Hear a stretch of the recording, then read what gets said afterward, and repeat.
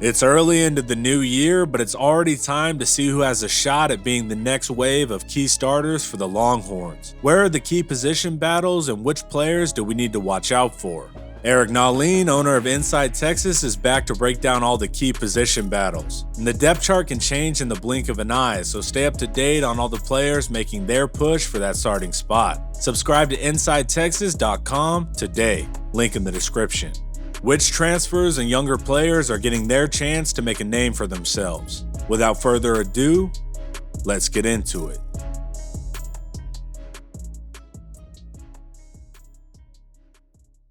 What's up, Eric? And the first battle's in the quarterback room, but specifically for that number 2 spot. So how are Malik Murphy and Arch Manning doing? Yeah, I mean, it's early to talk about position battles, but these are year-round job interviews. They're competing in winter off-season, how you work out, how you prepare, how functional you are, your accountability to the program, how good of a teammate you are, all plays a factor of your playing time. So, January matters. It doesn't matter quite as much as March and April, and March and April don't matter quite as much as August, but they all matter, and it all adds up. I do think there's competition at quarterback, more for the backup spot. Obviously, Quinn Ewers is. I think Quinn Ewers is going to get a big bounce this spring. I don't think there's any chance that he's not the starter next year, barring injury. But I do think that there's going to be competition throughout the offseason for the backup role between Malik Murphy and Arch Manning, of course. Malik did a lot of good things throughout the course of the season. He was an early arrival. I think his mechanics improved just in the first 3 months he was on campus, at least in the settings that we've seen him in. We haven't actually seen him under a lot of duress. From our inside sources, he held up well under duress. There was times that he looked pretty good on scout team, and that scout team was going against a pretty good defense, as we saw. He was hitting a deep ball, stands tall in the pocket, and he did speed up his mechanics. Now I want to see a lot more of it with my own eyes, but the people I talk to, clearly I trust. So done a lot of good things. But Arch Manning is just not your average freshman quarterback. He's more advanced mechanically than most. He's more advanced on the chalkboard than most. There's still going to be a time period for him to adjust. It's one thing to know what to do on the chalkboard. It's another thing to do when you've got to get the ball out in 2.5 seconds. He's going to have to prove that he can get through his progressions quickly. But the mechanics are there. The release is quick. He processes fast for a freshman. So, part of his recruitment, I thought he might redshirt just to get some distance between him and Ewers, but I don't think that that's really going to play out that way. Even if he becomes a backup, he might only play in 3 or 4 games, so you could still redshirt. First, he's got to win the job if he can. There's that potential. But, I know Malik's a fan favorite. I think Arch is a fan favorite too in a different way. But, they got to compete. Who cares how great they are as people or, whatever. You got to win the job. You got to beat out the other guy. Both are likable guys. Both are great, May the best man win that backup job.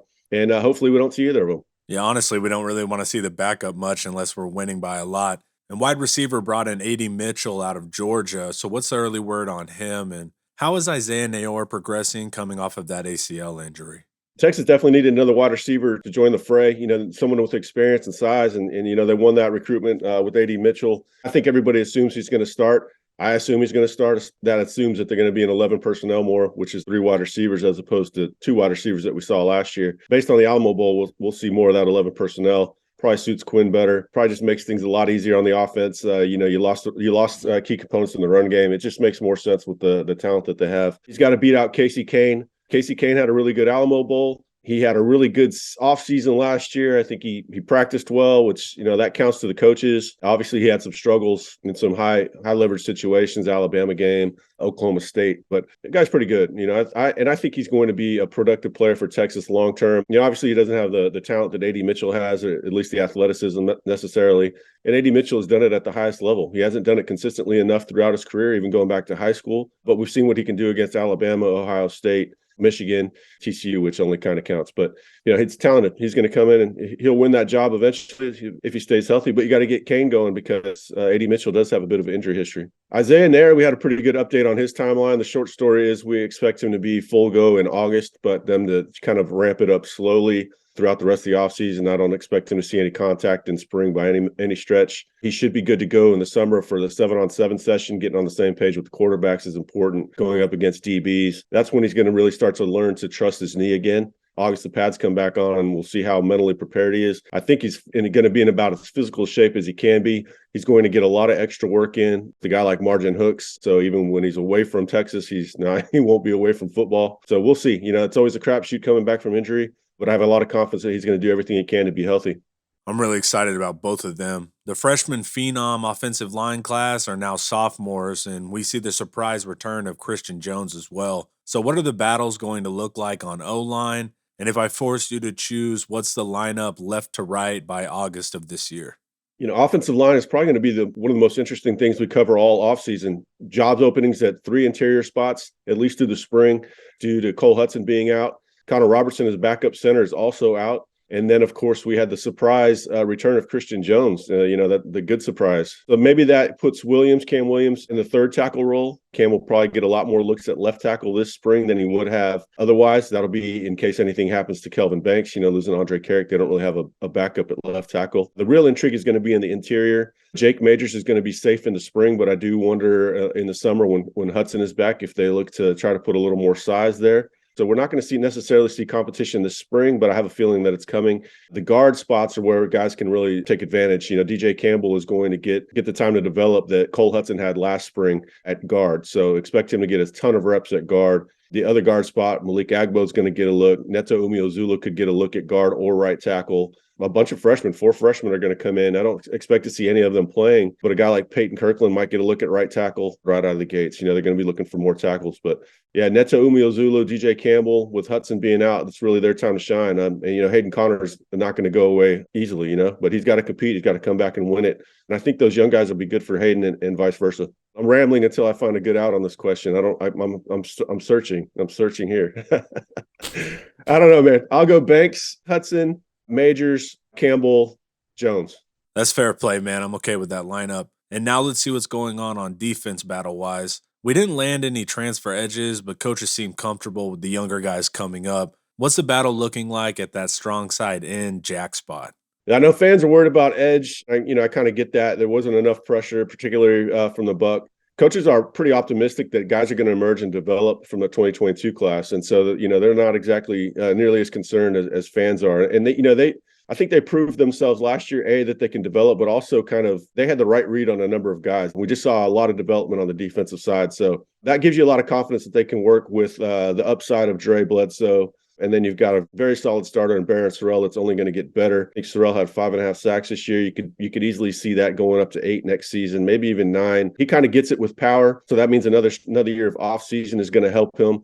He's pretty good at using his leverage and putting the tackle on skates. And then Bledsoe is just a whole entire different athlete. Kind of has that basketball agility and lightness on his feet that you want on somebody his size. And so, we'll see him play a lot more. And then Colton Vostok is on campus already. I don't think he's going to play ahead of those two, but could he play next year in maybe a role similar to his former teammate Ethan Burke did this year at Buck? I could definitely see that. If they go to more 3-man fronts, then that kind of changes up the need too. But yeah, I think they're in a better place than it looks like on paper. Sorrell's going to make a jump, maybe not a huge jump, but definitely a noticeable one. And then Bledsoe has a chance to he really has a chance to break out. I've had incredible athletes tell me he's an incredible athlete, and so incredible athletes don't normally throw that around very quick. What's the lineup at Buck looking like? And for the fans, this is the more pass rushing focused, third down type end. Well, you got to stop the run on first and second down, and that's something that really hurt them in year one. They were not able to create predictable running lanes for the defenders, safeties, and linebackers playing downhill. And that's why I think Finkley, it's almost a lock to me that he starts there. I shouldn't say a lock, that's probably not right, but he's got experience, and we know he's going to play the run well. If they're going to be breaking in a new will linebacker, which we know they are, you probably want to make it his life as easy as possible playing the run, and I think the best way to do that is with Finkley. But I don't know that he has the pass rushing upside of Burke and certainly Tap. Tap is just a smaller version of Dre Bledsoe, very athletic. He beat the good offensive tackles last year on scout team quite a bit of times. He can get you with quickness, man. You like it when we haven't seen too many guys just flat out beat offensive tackles with quickness. It's been a while. With Burke, he's going to get a full offseason. He didn't get one coming out of high school. He's got good quickness off the ball. He's got good length, and he's got a short path to the quarterback because he's such a tall guy, such a long stride. Remember, Amenahu could get to the quarterback in 3 steps. He's kind of like that sort of athlete. Not as twitchy as Tap, probably not as strong at the point of attack as Finkley, but a good overall player. I expect them to be 3 deep at that position next year. I like all 3 options there. And at linebacker, Jalen Ford locked down that Mike spot, but we have a battle at will. We have some older guys in contention as well as some new early enrollees. So what's the word on that competition? Will's going to be very exciting. They're going to have to replace an exciting player into Marvin Overshone. This is the one time I'm going to say fans, should maybe get a little excited about freshman production at the position. Normally, I'm always telling them to slow down on freshmen. Fans tend to expect way too much. They forget that there's a long transition period from that that guy earning his fourth or fifth star and then actually playing college football. It's a totally different thing he's got to adapt to. But I think that the way that Will is structured, the way that the defensive line should do well against the run this year, and the fact that they have Jalen Ford next to him makes it a lot easier than it normally is for a true freshman linebacker to come in and make plays. Now, I'm not anointing either Anthony Hill or Leona Lafau as a starter, and I know a lot of people think that Hill's more likely than Lafau. I don't have a thought one way or the other on that. They're both going to have to play well, and I think both of them are going to be capable of starting as true freshmen if they need it. You don't want to forget the elder statesman. David Benda is going to come in and try to have that senior breakout that we saw a couple guys have this past year. And then, of course, there's always excited Maurice Blackwell. Practices hard. He's putting on weight. Still doesn't weigh enough, but he's putting on weight, and he'll put on more this offseason. Started to play really well against the Sam. I thought, from one game to the next, you could see him improving quickly. They might want to keep him at Sam because, like I said a minute ago, they want to have that third linebacker in case they do want to go to base looks or if they want to go to more three-man fronts. Willis is a lot more simplified than the Mike because they don't have to drop into coverage quite as much. Therefore, their heads won't be swimming. Is it possible that one of those freshman linebackers, has a year like freshman Malik Jefferson? I think that is possible. I'm not saying it's likely, but I think there's at least hope that one of those guys can come out, earn a starting job, and play well. That's going to be a fun one. And then at corner, we got to figure out who's going to play opposite Ryan Watts. And we have some great options there as well. So how's that competition shaping up early?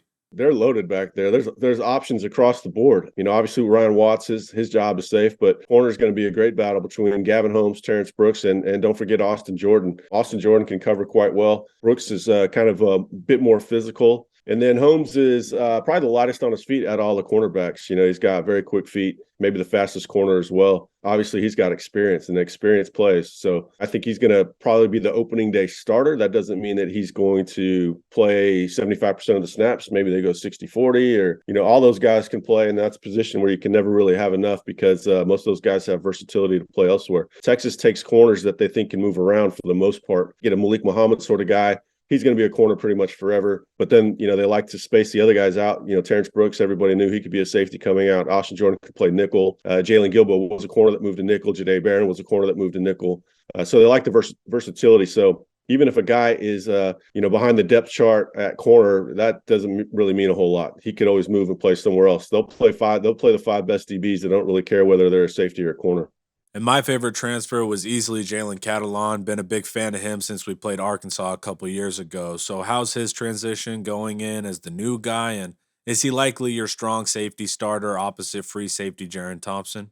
First, let me say that I'm as excited about Jalen Catalon as anybody, but I think fans tend to only see the upside. It's either all upside or all downside. There's never any in between. Well, we have to kind of factor for his injury history, so that tempers me just a little bit. Man, if we get 90%, 80% of what we've seen him at his best, and then that's not just a quality starter. That's all Big 12 sort of player.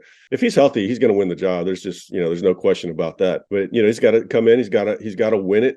He's not on the top of the depth chart. He's got to pass guys by. Right now, Taft would probably start at boundary safety if they had to play tomorrow. Keaton Crawford's right there as well. BJ Allen's got his head down and working hard. Heard the same about Larry Turner Gooden.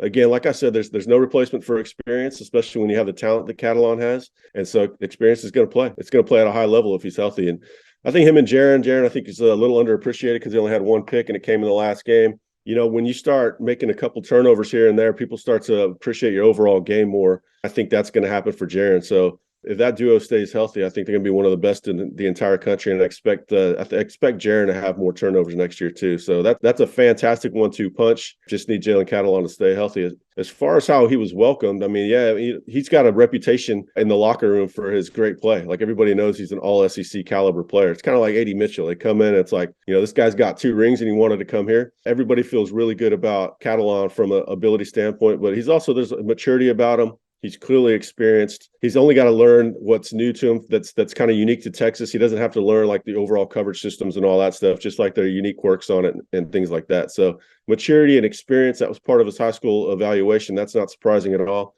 It's just stay healthy, and Texas will have one of the best secondaries in the country.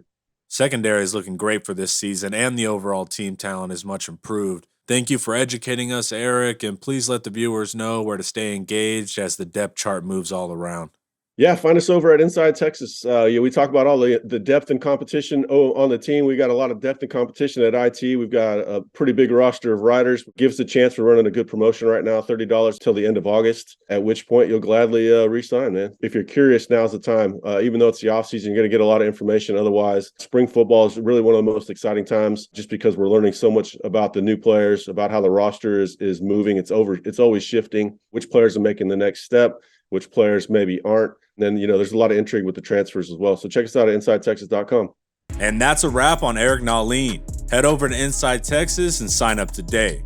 Thanks for hanging out. Watch some more of my videos here. And don't forget to like, subscribe, and share if you want to support quality Texas content. As always, hook 'em.